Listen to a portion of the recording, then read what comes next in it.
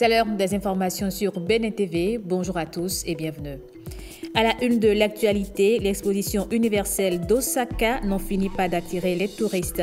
Parmi les visiteurs, Ian Maeni, basketteur international béninois, Herman Rodrigue Amégan l'a rencontré sur le pavillon du Bénin. Independence Cleanup Day, l'initiative mobilise divers cadres et organisations non gouvernementales à Parakou. Leur objectif, rendre propre la cité des Koburo. Et puis, les guépards du tennis béninois participent à la Coupe Davis 2025 en Lituanie. Ils vont affronter des adversaires internationaux de haut niveau. Le président de la Fédération béninoise de tennis appelle tous les Béninois à se mobiliser. Bonjour à tous et bienvenue dans ce 13h. À Osaka, l'exposition universelle attire une foule impressionnante. Parmi eux, Ian Maeni, un ambassadeur de la destination Bénin qui impressionne lui aussi par sa taille, mais surtout par sa fierté d'être béninois. Herman Rodrigue Amégan l'a rencontré. Dans un pays où la taille moyenne est d'1,70 m pour les hommes et 1,58 m pour les femmes, voir apparaître un colosse de 2,11 m relève de l'événement. Dans le pavillon du Bénin à l'Expo universelle, Ian Maeni est une curiosité. Dans sa tenue locale au pagne tissé, l'égérie du Bénin attire les regards. Chacun veut y aller de sa photo souvenir.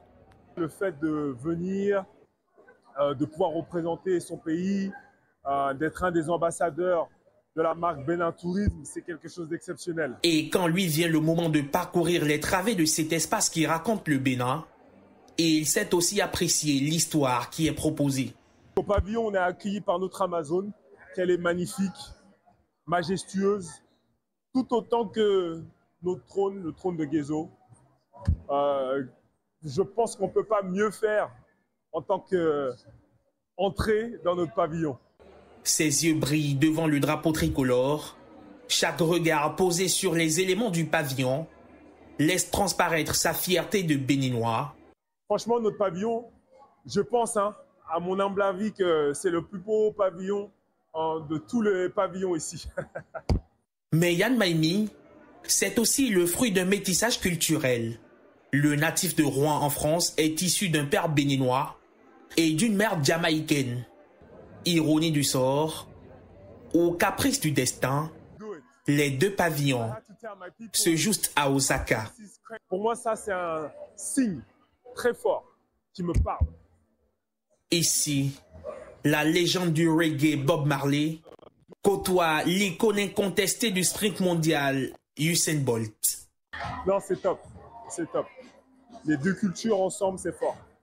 Bénin-Jamaïque, si loin, si proche dans le cœur de Ian Maeni, à gauche, à droite, ici ou là-bas, Ian est chez lui, un citoyen du monde, mais qui brandit partout la flamme du Bénin, comme un emblème, comme un trophée. Retour au Bénin, plus précisément dans le Septentrion. L'initiative de grande salubrité Independence Cleanup Day prend corps à Parakou. Sous la houlette du ministère du cadre de vie et des organisations non gouvernementales, cette opération de nettoyage mobilise les acteurs à divers niveaux. Objectif, rendre propre la ville de Parakou. Michael Nwati et Aziz Alagbe. Independence Cleanup Day. La vision d'un Bénin propre et attrayant est effective à Parakou. Le quartier Kandagwe, confronté aux dépotoirs sauvages, bénéficie de cette action d'envergure. De plus en plus au Bénin, nous sommes fiers, que ce soit sur les réseaux sociaux ou partout où nous voyageons de dire nous venons du Bénin. Et c'est pour célébrer cette propreté, pour célébrer ce patriotisme que nous sommes ici, pour nettoyer ce quartier, pour faire passer un message de propreté, de salubrité à la communauté de ce quartier, afin que la flamme de la salubrité qui sera allumée ici ce jour puisse être communiquée dans les environs. Il faut quand même habituer nos populations à avoir la culture d'un environnement propre, informer les populations, les encadrer. L'ambition, c'est de travailler à ce que toutes les 77 communes du Bénin soient propres. Avec la collaboration et la participation effective des autorités communales et locales, le ministère du Cadre de vie et des Transports assure la remise en état de ces lieux jusque-là hostiles à la santé. Avec LGDSD, nous avons remarqué que nous avons de plus en plus notre ville, Parakou, qui est vivable. Et nous souhaitons aussi que l'activité se poursuive dans les autres quartiers de la ville de Parakou. Nous allons sensibiliser la population aussi. Nous pensons déjà installer les artisans au niveau de cet espace-là parce que désormais, si l'espace est occupé, je crois que personne ne viendra verser quoi que ce soit là. L'autre initiative que nous avons aussi en ce sens, c'est demander à la structure de collecte des ordures de revoir le coût.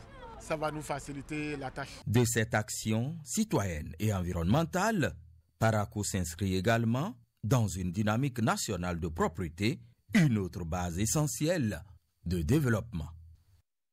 2 ouvrages, un seul auteur. L'intendant colonel-major Antoine Hunkwe vient de publier La gestion axée sur les résultats, outils stratégiques pour les managers du secteur public et les mathématiques en 3e. Ces livres renseignent sur la gestion efficace de l'administration et les bonnes pratiques en mathématiques. Gilles Dansou et Bernol Djogbe ont assisté au lancement. Notre travail. L'intendant-colonel-major Antoine Hunkwe est un féru de la littérature. Il vient de lancer simultanément 2 ouvrages.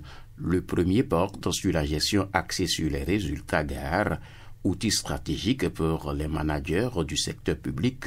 Le second s'intéresse aux mathématiques en classe de 3e. Cet homme pluridimensionnel entend œuvrer pour la bonne gouvernance et une gestion participative. L'intendant-colonel-major Antoine Hunkwe est un ancien enfant de troupe de Britanniques militaires de Kadiogo au Burkina Faso et de Bembereke au Bénin. Dans l'ensemble, le Bénin a opté, n'est-ce pas, pour la gestion des finances publiques dans des conditions de qualité.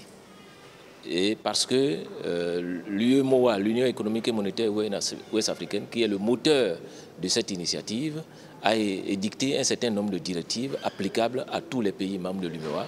Et le Bénin fait partie intégrante de ce système.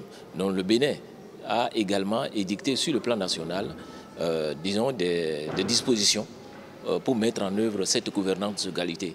Donc mon objectif, c'est de contribuer à vulgariser davantage ce dispositif de gouvernance de qualité. Et il faut dire aussi que, étant donné que je travaille actuellement dans une structure de contrôle, notamment à l'inspection générale de mon ministère, j'estime que c'est indispensable de partager cette expérience que j'ai acquise tout au long des années. Le livre de mathématiques avait déjà été écrit et publié en 2020. Mais alors, la publication de l'époque, son lancement de l'époque, avait été fortement perturbé par la maladie de la Covid-19. Et le public que nous avons ciblé, que j'ai ciblé pour le livre de mathématiques, c'est les élèves de la classe de 3e, les parents d'élèves, ainsi que les enseignants qui pratiquent la classe de 3e. Pour le livre de la gestion axée sur les résultats, le public cible, c'est tous les cadres de l'administration. Véritable témoignage sur la vie professionnelle de l'homme et sur son sens du travail bien fait sont venus ponctuer cette cérémonie. Et puis dans quelques jours, les guépards de tennis béninois entrent en compétition à la Coupe Davis 2025 en Lituanie, un événement majeur où ils vont affronter des adversaires internationaux de haut niveau. Jean-Claude Talon, président de la Fédération béninoise de tennis, appelle tous les Béninois à se mobiliser derrière l'équipe. Il a également souhaité la construction de 10 nouveaux cours de tennis à travers le pays pour soutenir le développement de la discipline. Je ne vous en informe pas, puisque vous le savez. Vous savez que, et je veux bien m'attribuer ce mérite, après 9 années maintenant du mandat du président Patrice Talon, je considère que nous sommes le 6e sport national parce que nous avons été érigés au rang de ceux qui pouvaient bénéficier d'une académie de tennis dans le cadre du projet CMS City. Au début, nous n'y étions pas du tout.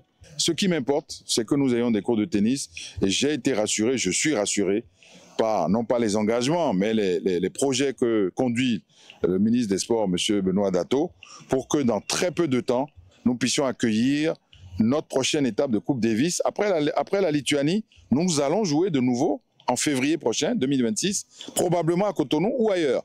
Mais il est très probable, puisque nous n'avons pas eu la chance d'arriver à ce niveau souvent dans notre histoire, il est très probable que nous ayons la main pour recevoir. Je veux 10 cours de tennis, comme mon programme l'indique, parce que je suis quand même le cordonnier le plus mal chaussé de la planète, puisque je me retrouve à avoir proposé à tout le continent africain un programme qu'ils ont accepté pour m'avoir élu à Nairobi, et chez moi, je ne suis pas capable de l'implémenter. Donc, vous admettrez que je vais bénéficier forcément de la bienveillance, attention des autorités. J'en bénéficie déjà, et c'est grâce à cela que nous avons pu accueillir la Coupe Davis ici. Vous savez que ça n'a pas été simple. Mais aujourd'hui, après cela, je pense que nous serons en mesure de vraiment franchir un grand pas et d'accueillir des compétitions, comme l'a dit M. Lara. Un tout dernier mot sur cette compétition, la Coupe Davis qui aura lieu en Lituanie. Qu'est-ce que vous attendez de nos athlètes? Qu'ils gagnent, tout simplement. Combattre la Lituanie et qu'on aille au groupe 1 et qu'on aille se frotter avec des pays encore plus prestigieux l'année prochaine. Et pour finir, voici pour vous le calendrier des marchés qui s'animent ce samedi.